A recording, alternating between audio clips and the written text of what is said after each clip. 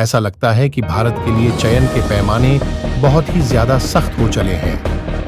रणों के अंबार के बाद शायद चयन समिति सरफराज के धैर्य, मनोदशा, रणों के प्रति भूख, जज्बे सहित कई बातों की परीक्षा ले रही है। लेकिन ड्रेसिंग रूम में टीम इंडिया की जर्सी में बैठने के उनके हक से वंचित किया जा रहा है। पूर्व प्रधानमंत्री अटल बिहारी वाजपेयी की एक मशहूर कविता की पंक्तियां हैं, हार नहीं मानूंगा, रार नहीं ठानूंगा।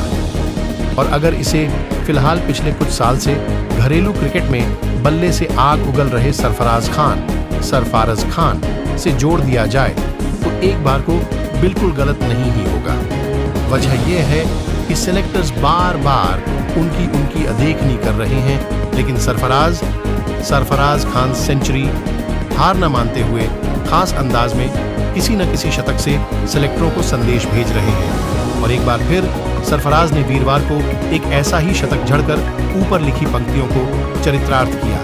अहमदाबाद में इंग्लैंड लॉयंस और भारतीय इंग्लैंड लायंस वर्सेस इंडिया ए के बीच खेले जा रहे अनधिकृत 4 दिनी टेस्ट के दूसरे दिन सरफराज ने 161 रन की पारी खेलकर बता दिया है कि उनका हौसला सिलेक्शन कमेटी की चली आ रही अनदेखी से बिल्कुल भी टस से मस नहीं हुआ है और उनके बल्ले की आग की लपटों में वैसी ही तपिश है जैसी पिछली करीब 2 साल से घरेलू क्रिकेट में दिखी है।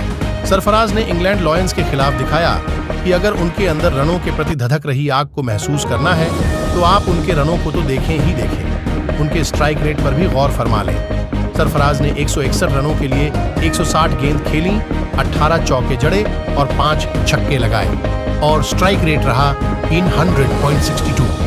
खान और दूसरे शतकवीर देवदत्त के बीच स्ट्राइक रेट का अंतर करीब 18 का रहा और इसे आप रन बनाने की शैली के साथ साथ हाल में हुए बर्ताव के बावजूद खिलाड़ी विशेष के भीतर धधक रही हार न मानने रूपी अग्नि के रूप में भी देख सकते हैं। पिछले दिनों जमीन दक्षिण अफ्रीका थी। हालांकि अभ्यास मैच भारतीय खिलाड़ियों के बीच बांटकर बनाई गई 2 टीमों के बीच ही था, लेकिन हेड कोच राहुल द्रविड़ के सामने सिर्फ 61 गेंदों के भीतर शतक झड़कर सरफराज ने तब भी मैसेज दिया था कि उनके भीतर न रनों की भूख कम होगी और न ही वह बल्ले पर जंग ही लगने देंगे। दक्षिण अफ्रीकी जमी पर सरफराज का यह अंदाज एक नया पहलू था। यह बहुत हद तक उनके भीतर ही भीतर पल रहा गुस्सा भी था जिसे उन्होंने आतिशी शतक के जरिए दिखाया, लेकिन सेलेक्टरों ने इसके बावजूद इस बल्लेबाज को इंग्लैंड के खिलाफ टेस्ट टीम में चुनने के बजाय भारत ए के साथ ही व्यस्त रखना ज्यादा बेहतर समझा।